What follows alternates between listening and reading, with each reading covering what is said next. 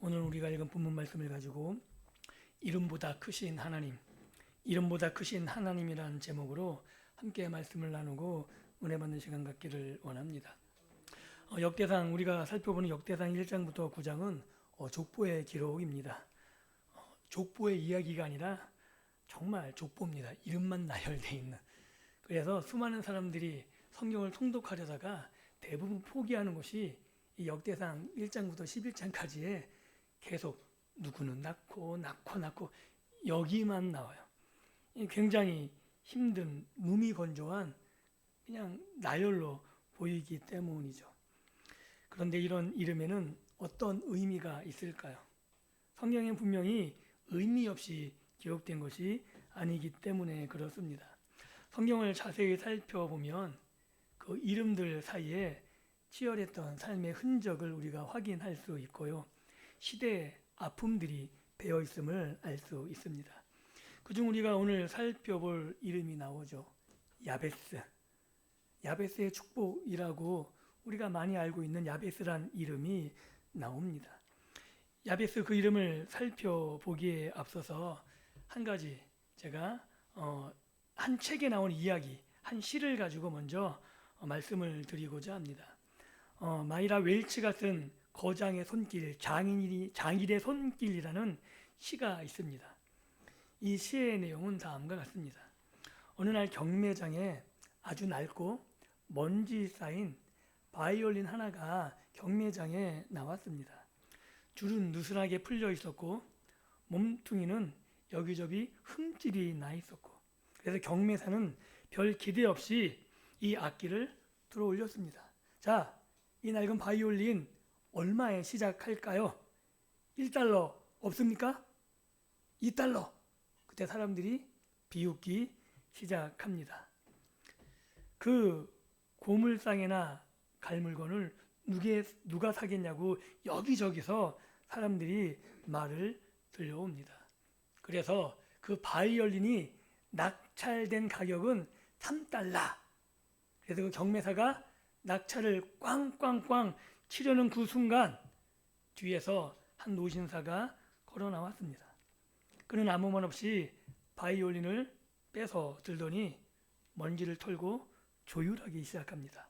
그리고 활을 들어 연주를 시작했습니다. 순간 경매장에는 천사와 같은 아름다운 노랫소리, 울리지도 않을 것 같은 그 악기에서 천상의 소리 같은 악기 소리가 나오기 시작합니다. 연주가 끝나자 그 경매에 참석했던 모든 사람들은 기립해서 박수를 쳤습니다. 그때 다시 경매사가 외쳤습니다. 이 바이올린은 얼마입니까?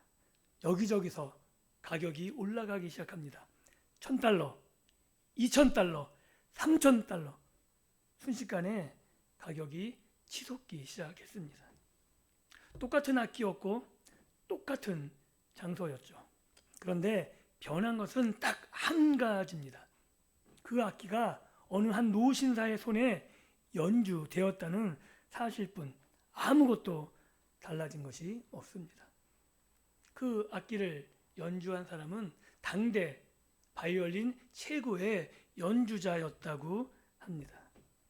그 사람의 손에 닿자마자 3달러짜리 고물이 귀한 보물로 바뀐 거죠.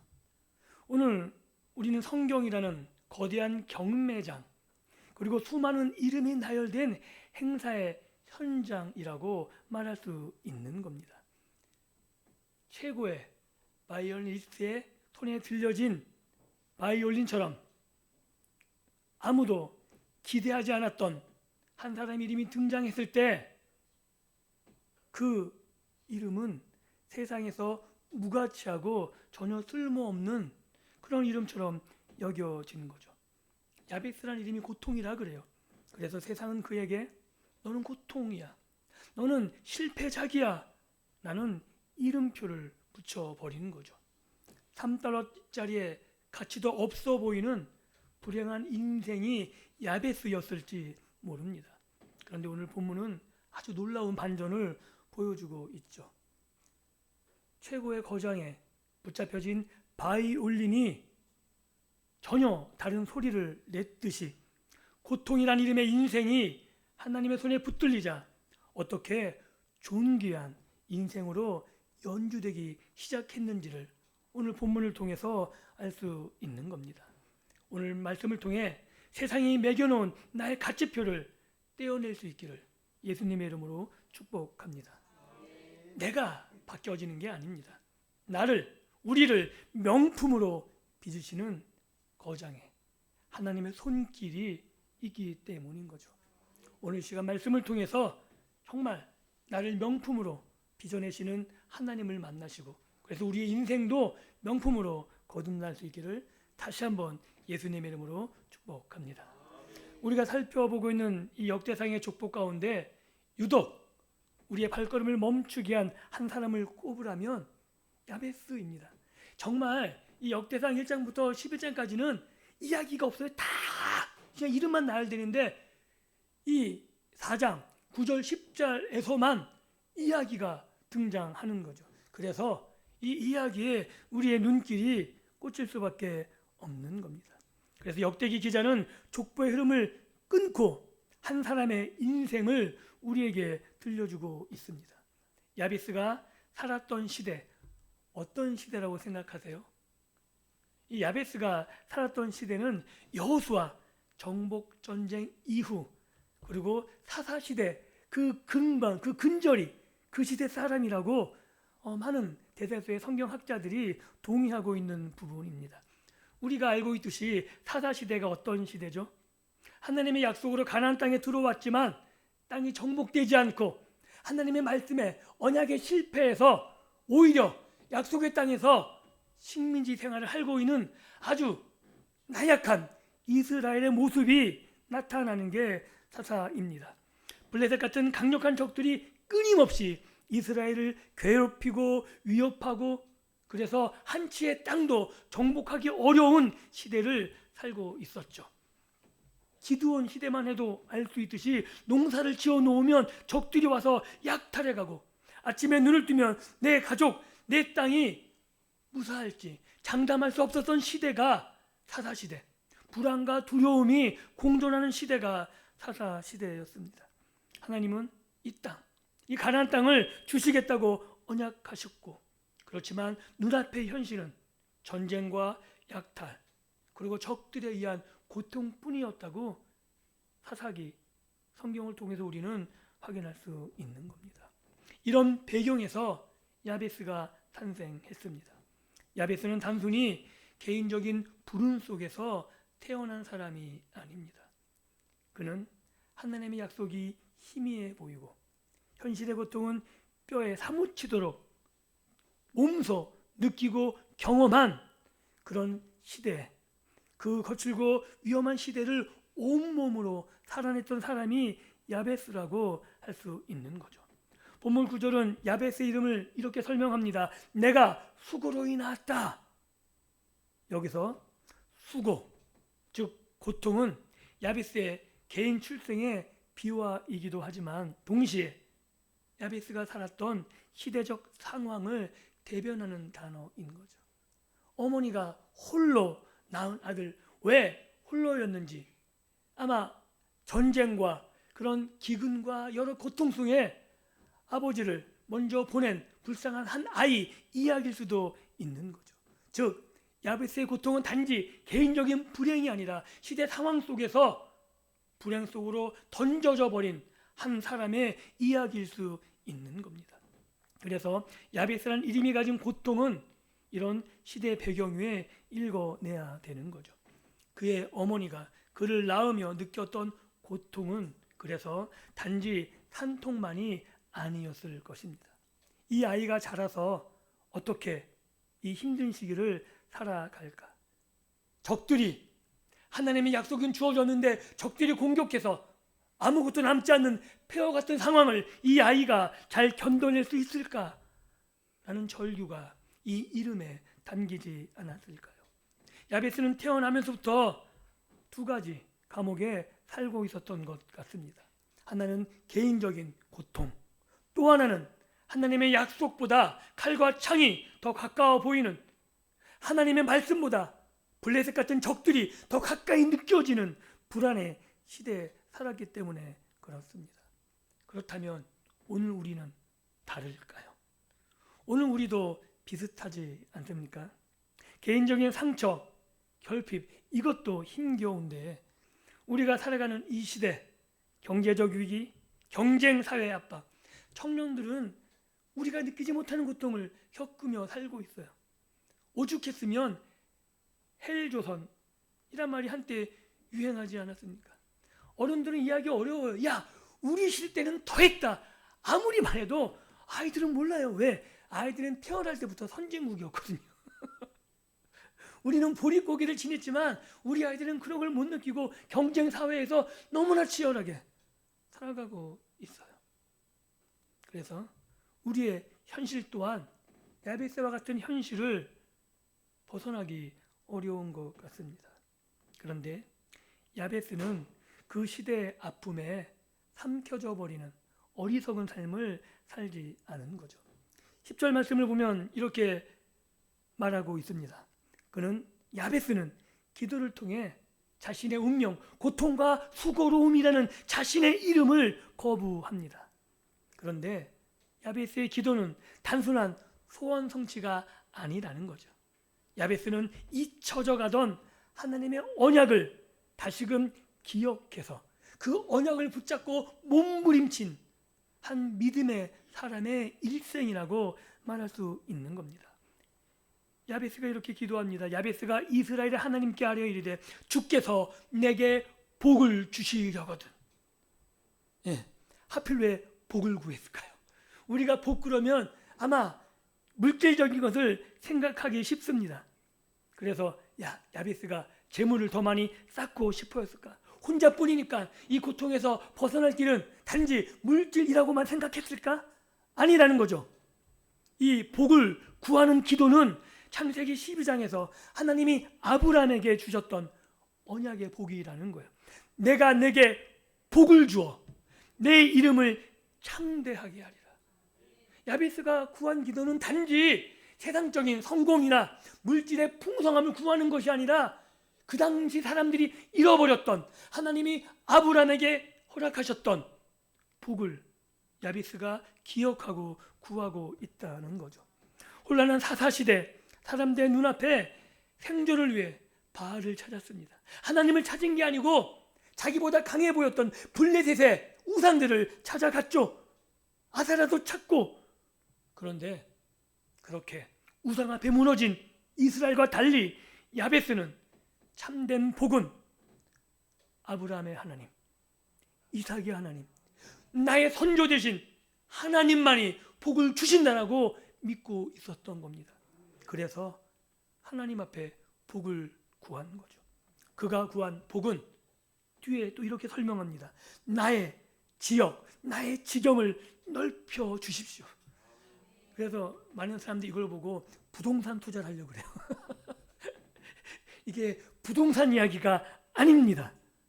당시 이스라엘 백성에게 지경, 땅, 이것은 하나님의 기업이라는 특징이 있는 거죠. 아십니까? 땅은 지금도 많은 사람들이 착각하는 게 이 땅은 개인에게 원래 재산 소유권으로 준 게 아니라 그 위에서 사용할 수 있는 권리를 준 거죠. 근데 이게 성경적이에요. 원래 이 모든 땅은 누구 소유냐면 하나님 거예요. 이 야베스는 그것을 구하고 있는 거예요. 하나님은 우리에게 이 땅을 주시겠다고 약속하지 않았습니까? 그냥 내 지경, 내 땅을 달라는 게 아니라 하나님께서 이 땅을 허락하셨는데 지금 우리는 위협받고 있습니다. 우리가 불순종하고 우리의 믿음이 약한 것도 있지만 하나님의 약속을 내가 신뢰합니다. 내가 하나님의 약속을 신뢰하니 이제 하나님께서 언약을 지키셔서 그 언약대로 나에게 땅을 주십시오. 이게 야베스의 기도입니다. 내가 고통과 소그러움 가운데 적들에서 땅을 다 뺏겼지만 이제 그 땅을 나에게 회복시켜달라는 야베스의 기도, 그것은 하나님과 맺은 그 언약을 기억하고 그 언약적 권리를 주장하는 나는 하나님의 약속을 믿습니다. 이 약속, 이 언약이 지금도 이어짐을 믿습니다. 라는 믿음의 기도였던 거죠. 그리고 계속 기도합니다. 야베스는 주의 손으로 나를 도우사 라고 기도하죠. 여기서 주의 손이란 표현은 출애굽기에 나오는 표현이죠. 이스라엘을 건지시고 광야에서 인도하셨던 강력한 하나님의 임재가 주의 손에 잘 표현되어 있습니다. 이스라엘은 왕도 없고 지도자도 없었던 시대입니다. 그래서 사사기 그 시대를 사사기 기자는 이렇게 표현하죠. 그때 왕이 없으므로 각기 자기 소견대로, 각기 자기 소견에 옳은 대로 행하였더라. 눈에 보이는 왕이 없었던 시대입니다. 그런데 사람들은 알지 못했죠. 눈에 보이는 왕은 없었지만 하나님이 이스라엘의 왕이셨다는 사실을 사사기 기자는 계속 지목하고 싶었던 겁니다. 이 혼란한 시대, 사람들의 눈에 왕이 보이지 않던 그 시대에 야베스는 보고 있었던 거죠. 사람의 힘, 군사력이 아니라 그 옛날 애굽으로부터 이끌어내신 하나님, 광야에서 이스라엘 지키신 하나님, 가나안의 강력한 군대들을 물리치시고 가나안을 약속의 땅 선물로 약속하신 하나님, 그분이 왕이심을 야베스는 기억합니다. 그래서 주의 손, 하나님의 손만이 유일한 소망임을 믿었기에 야베스는 지금 강력한 블레셋의 우상들 바알과 아스라에게 가서 엎드리는 것이 아니라 주의 손이 나를 도와주십시오 라고 간절히 기도했던 겁니다. 그리고 이렇게 기도합니다. 환난을 벗어나 근심이 없게 하옵소서. 언약 백성이라 할지라도 순종하지 않으면 재앙을 당한다는 것이 신명기의 경고입니다. 사사시대는 기근이 있었고 전염병이 있었고 땅을 빼앗겼죠. 그런데 이것은 단지 이스라엘 약해서만이 아닙니다. 신명기 이후 모세 오경 이후에 기근이 들거나 전염병이 돌거나 나라가 전쟁에서 지면 성경에서 말하고 싶은 건 단지 이스라엘이 힘이 약하다는 걸 얘기하는 게 아니에요. 하나님의 언약을 깨뜨렸기 때문에 언약의 저주가 임했다는 걸 말하고 싶은 거예요. 그래서 이 야베스를 통해서 우리가 알 수 있는 것, 이것은 신명기의 경고가 현실로 사사시대에 이루어지고 있다는 거죠. 언약을 깨뜨렸기 때문에 그들이 기근을 겪고 있고 언약을 깨뜨렸기 때문에 전쟁에서 지고 있고, 그런데 야베스는 하나님의 손이 나를 보호해달라고, 환난을 벗어나 근심이 없게 해달라고, 즉 내가 하나님을 바르게 섬김으로 내 이름처럼 사는 것이 아니라 하나님의 보호하심 가운데 하나님의 땅을 누리며 그 땅 가운데서 내가 믿음으로 살아가겠다고 기도하고 있는 겁니다. 사랑하는 성도 여러분, 이 비장하고 간절한 언약적 기도에 하나님이 어떻게 반응하셨을까요? 사사시대에 과연 하나님께서 믿음으로 축복하신 예가 있었을까요? 성경은 두 예를 듭니다. 한 예가 오늘 역대상 4장에 나오는 야베스고요, 또 한 예가 룻기에 나오는 보아스 예입니다. 보아스가 사사시대 사람이거든요. 그렇게 기근이 든 그 시대에 보아스가 있는 그 지역에 성경은 분명히 말하죠. 풍년이 들었다라고. 보아스가 경영을 잘한 게 아니라 보아스가 하나님 앞에 신실했을 때 하나님이 언약적 축복으로 그 땅에 복을 주셨음을 성경은 말하고 있는 겁니다. 이게 성경에서 우리가 보아야 될 지점입니다. 성경은 하나님이 그 시대를 당장 평화롭게 만드셨다거나 야베스를 이스라엘의 왕으로 세우셨다고 말하지 않습니다. 그럼 얼마나 좋겠어요.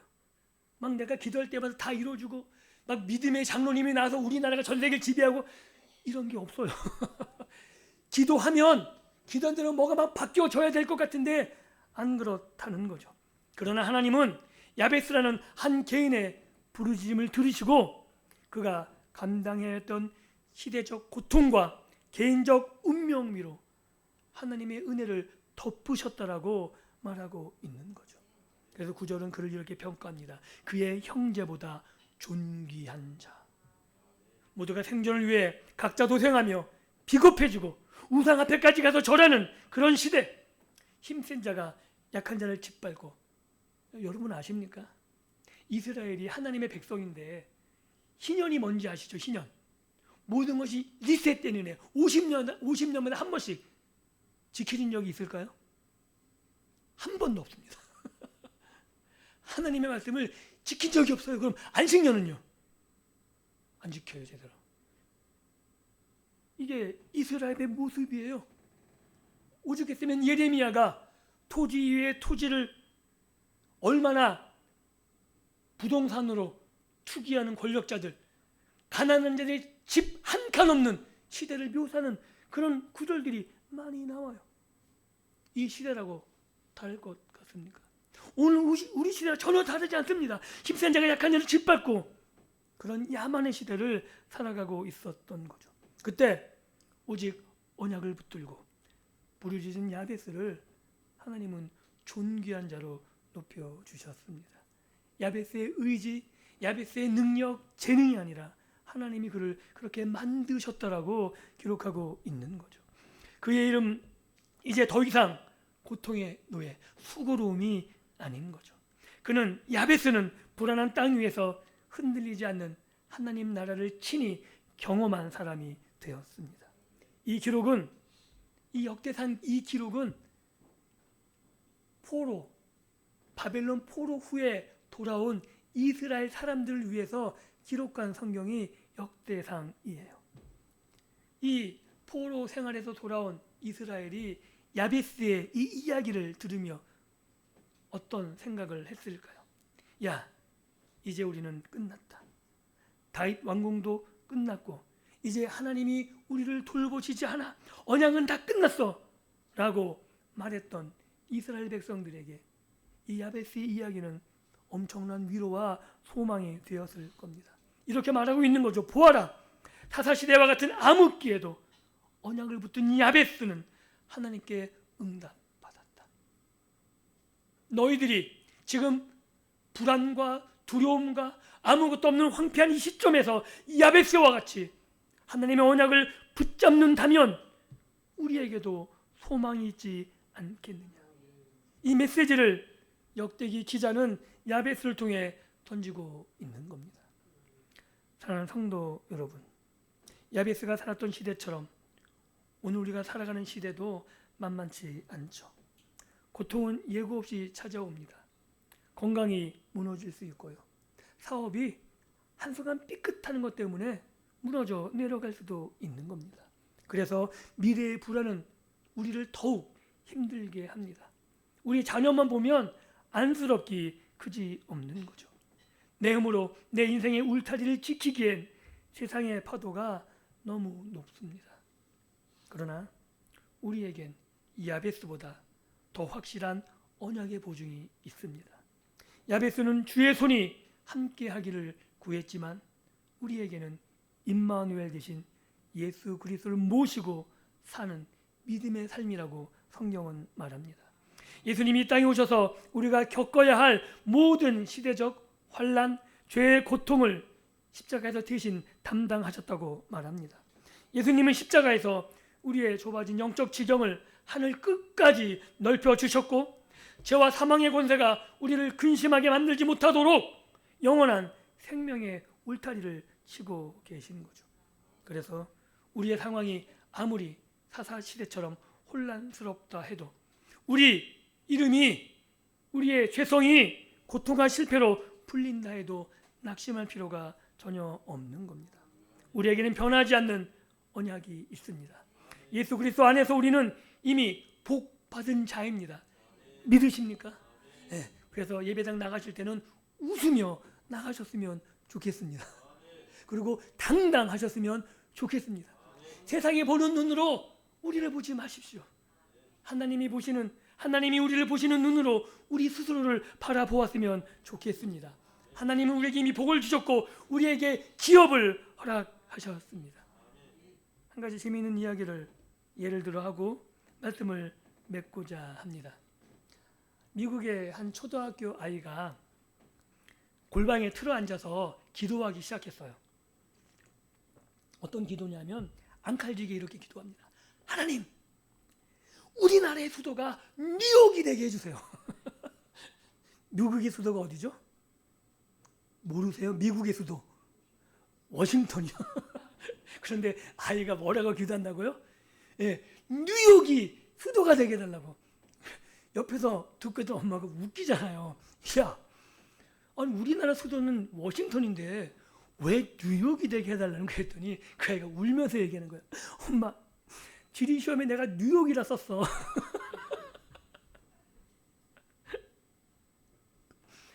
웃기잖아요, 그죠? 예. 이미 답안지에 잘못 쓴 걸 돌이킬 수 없습니다. 우리의 인생도 잘못 썩어 내려갈 수 있는 거죠. 우리의 인생의 오답을 가지고 세상에 나가면 세상은 이렇게 말할 수 있어요. 야, 이거 틀린 거야. 네 인생 실패야. 네 인생 틀렸어. 넌 이제 할 수 없어. 끝이야 라고 말할지 모르겠습니다. 그런데 그 오답이라 할지라도 그것을 가지고 하나님께 나아가면, 믿음을 가지고 언약의 약속을 붙잡고 하나님께 나아가면 우리의 인생은 달라집니다. 그래서 우리의 인생의 오답을 붙잡고 세월 허송하지 않기를 바랍니다. 그 순간 기도로 나아갈 수 있었으면 좋겠습니다. 야베스처럼 언약의 하나님께 부르짖으십시오. 세상은 나를 약하다고 쓸모없다고 말하지만 우리는 알고 있습니다. 나는 하나님이 그 아들의 생명으로 바꾼 사랑하는 존재이고 그 어떤 것으로도 대체할 수 없는 하나님의 사랑이 나를 붙잡고 있음을 알고 있는 겁니다. 오늘도 주의 손으로 나를 붙잡고 계시며 이 고통의 시대를 뚫고 나아갈 힘을 허락해 주실 것입니다. 내 삶의 현장이 그래서 하나님의 통치가 임하는 거룩한 땅이 되도록 믿음으로 살아갈 수 있기를 바랍니다.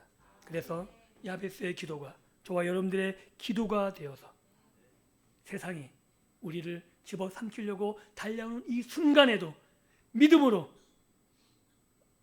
여러분 파도가 거셀 때 기뻐하고 즐거워하는 사람들이 있습니다. 아십니까? 서퍼요. 파도를 타야 되거든요. 세상에 파도가 몰려올 때 파도를 타실 수 있었으면 좋겠습니다. 어떻게 해요? 예수님의 이름으로요. 예수님과 함께 세상의 파도를 타며 그 세상의 파도 위에서 세상을 굽어보며 믿음으로 승리해 나갈 수 있는 저와 여러분들의 믿음의 삶이 될 수 있기를 예수님의 이름으로 축복합니다. 기도합니다.